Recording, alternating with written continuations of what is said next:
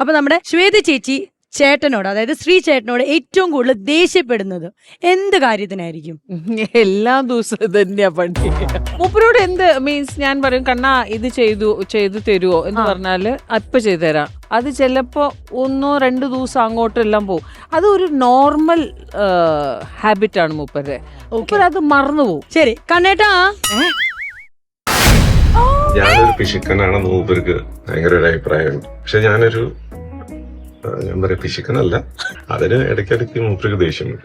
അത് കറക്റ്റ്. കണ്ണേട്ടൻ ഇപ്പഴും വിചാരിച്ചോണ്ടിരിക്കുന്ന ചേച്ചിയുടെ പിശുക്ക് എന്നുള്ള റീസണിലായിരിക്കും. പക്ഷെ ഇതായിരുന്നു എന്നുള്ള അറിഞ്ഞില്ല. ഇപ്പൊ 2-3 റീസൺ മൂപ്പരെ വെച്ചിട്ട് ഈ പാട്ട് പാടാണ് പിച്ച വെച്ച. എന്നാ അടുത്ത ചോദ്യം ഉണ്ട് എന്റെ കയ്യില്. അതായത് മകള് ഏറ്റവും കൂടുതൽ പരാതിയും പരിഭവവും പറയുന്നത് ശ്രീന്റെ അടുത്ത്. ഉറപ്പാണോ? ശ്രീചേട്ടാ, അവളെ അച്ഛന്റെ കുട്ടിയാണ് എന്ന് അമ്മയ്ക്കൊരു അഭിപ്രായമുണ്ട്. അമ്മയോട് പറയേണ്ട കാര്യങ്ങളൊക്കെ അവള് വളരെ സെഗ്രിഗേറ്റ് ചെയ്ത് സെപ്പറേറ്റ് ആയിട്ട് പറയുവള്.